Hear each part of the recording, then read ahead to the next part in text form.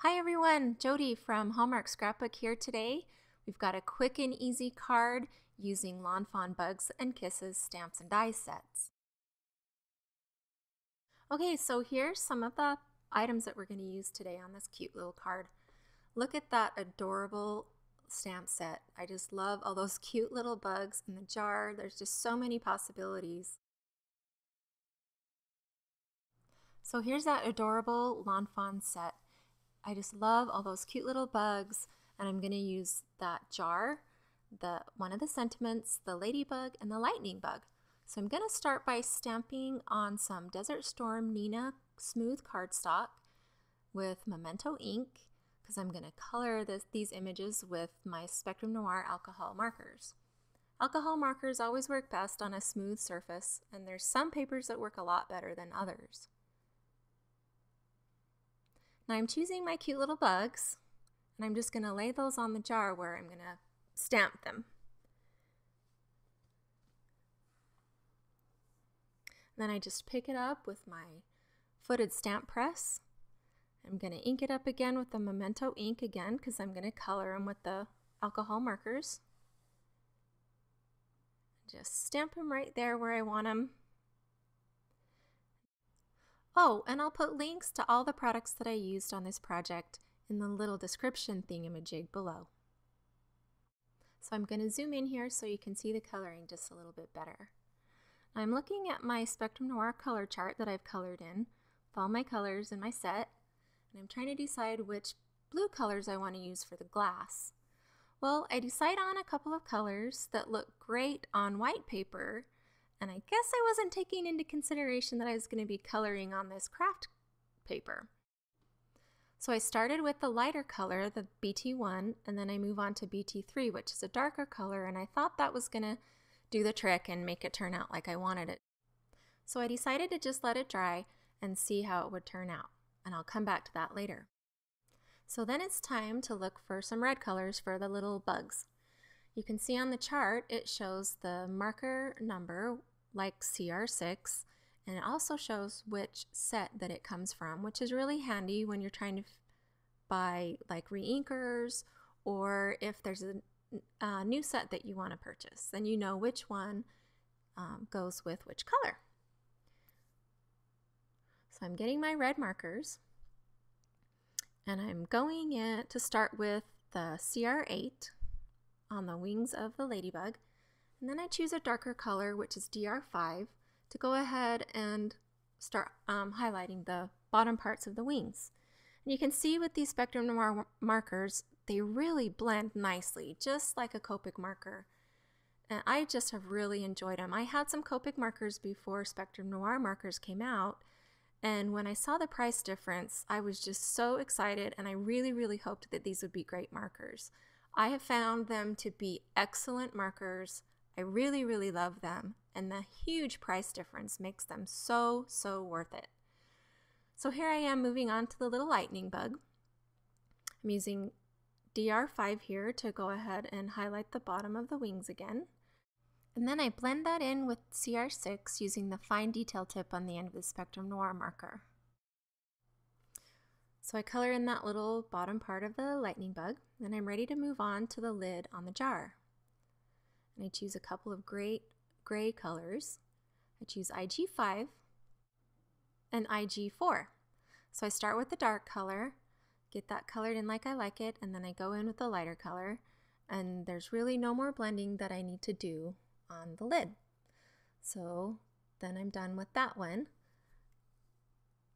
And then I start trying to figure out what to do with the jar. So I start testing out these blue colors that I have in my Spectrum Noir markers. You can see I try a few to see how they'll look on this Desert Storm cardstock. I'm sitting right by my Copic markers, and I pick up one of the blue markers and I dry it to see what it's going to look like on this paper. And I decide I really like it, so I go ahead and start coloring over the top of my other colors with the B32 Copic marker. I'm using this flecking motion because I don't want any hard lines in this coloring. It also makes it easier to blend when you come in with your second lighter color. Now that I'm done with my B32, I come in with my lighter B00. And I just use that to blend those two colors together, kind of lighten a few areas that I thought were just a little bit too dark, and then I'm done with my jar. And now that that's done, I can run it through my Vagabond die cut machine. I like to store my stamps and dies together in one package. So you can see here, I store it on a magnetic sheet to keep everything together nicely and it doesn't fall to the bottom. That's just something that I prefer to do. You can totally not use a magnetic sheet, but I just really like to do that. So you can see it's really easy to get the dies apart. You just bend them back and forth until they come apart. So I get this lined up and then I decide that I want to tape it down so that it doesn't move around. And I'm using this micropore tape, and it really is the best tape when it comes to trying to keep dies in place. It doesn't rip your paper apart. It's just really, really great. So I decide here, well, first of all, I think I'm going to use it on this other piece of craft paper. And I kind of lay it out and I'm looking at the colors and I decide I don't really like that. So I get my sweater weather 6x6 pad, start looking through that, and I find this cutest little lined paper here. And you can't see how cute it is. I don't know what I was thinking. I wasn't in the camera, but in a second you'll be able to see it's got these cute little hearts that come down from the top. So then I decide that this is the paper that I want to use for the card, and I just think it's so cute. So then I decide I want to have a back panel, and I'm looking through here again and I find this cute little lined paper with the hearts on there, and I decide that's going to be the one I'm going to use. So I trim it up using my Fiskars trimmer, and then after I get it all trimmed, I decide, hey, wait a minute, I want some stitched edges on this thing.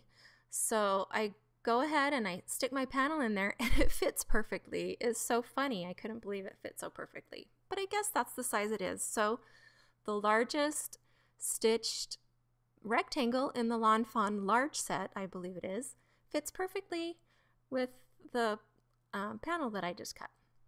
And you can see that I've marked it at the top that it goes with my large set because I store my large set and my small set together. And that's the stitched rectangles from Lawn Fawn. So I'm just kind of lining it up on here and trying to figure out how I want to lay out this card, and I decide that I definitely want my sentiment to be at an angle. Now this is a super simple card. This is something your kids could help you with. You could even make this card for your kids to give as Valentines for their school class. It would just be, you know, so fun. So I have my Memento ink out, so I go ahead and just stamp it out with that. I just decide that's going to be just as good for this card. So I didn't plan this card out before I started making it. I just turned the camera on and went, and you can kind of see that I'm just kind of making my mind up as I go along here. So this is a funny story. Do you see how crumpled up that panel is? The red one with the one that I'm sticking down right now. Oh my goodness. That Crafter's Companion tape runner that I used is so strong. I stuck that panel down on a different card base and it stuck. I had it just a little bit crooked and it stuck so good. And so when I was trying to take it off, it just crumpled up and I didn't care because I was going to stick it back down again. And so you can see that I wasn't worried about it because I just had this other panel to go on top and it just covers up all the kind of crumpled mess. But I love this tape runner. You just have to be sure before you stick it down that it's exactly where you want it to be, which usually isn't a problem. I don't know what was going on. But anyway, so then I decide I want to pop up the jar, and you can see that I kind of get carried away with the dimensional foam tape, but I just really don't like it when you get, you know, kind of that bow in the middle of one of your images that you spent time on making so cute. So I kind of just put a lot on there. Now I figure it needs a little bit more to this card. It's just too simple. And so I decide I'm going to try out some different colors of sequins. So first I try that little kind of iridescent clear one, and I decide that's not enough color for the card. So then I try a couple of different pink colors, and I decide on this pretty pink color. The case I'm using here to store my sequins is our sponge dauber storage case, and it is fabulous for sponge daubers. It's not the perfect case for sequins, and so I'm going to change it out and use a different case to store my sequins in the future. Now here I'm just adhering the sequins down with the multi-medium in the matte finish. It's a really great adhesive for little things like this. It holds them in place super good. It's really strong, and I just love it. Now I'm using this little pick-me-up tool that works so great for sequins and little gems and all kinds of little things. There you can see the bottle for the multi-medium matte. And then the last thing I need to do is just trim the very top of the card, and I'm using my titanium tip Fiskars scissors, and I just love these little guys. I love that they're spring loaded. Sometimes when I have to use scissors, it puts a little dent in my thumb. You all know what I'm talking about. I just love these things. So now I decide I want to use some glossy accents on those cute little hearts up at the top. I want to pop them out a little bit and make them look like an embellishment instead of a printed part of the paper. When it dries, it's really glossy, and it's going to make that look like a little enamel embellishment. Now that's the card. It's finished, and the next thing I want to show you guys is how to change out a chisel nib on a Spectrum Noir marker to a brush nib. It's super easy. All you have to do is pull out the chisel nib and put that round brush nib in the end. And you're done. Then you just have to wait for that brush nib to absorb the ink from the barrel of the marker. This is what the package looks like. I decide that I'm going to stand the marker up and let gravity help it out, getting that ink back down in there. So then I'm going to test out the color. The brush nib doesn't quite have all the color that it's going to end up having yet, but I'm testing it against that Copic marker that I used for the glass jar. Now I decide to use the fine tip to see what the true color will be, and I test that against, I put it right next to the Copic marker, and it's really close. So I could have used that Spectrum Noir marker on my jar. So the Spectrum Noir marker, including the brush nib, is less than half the cost of a Copic marker. Thanks for taking some time to watch our video today. Subscribe if you liked it, and have a great day. Bye!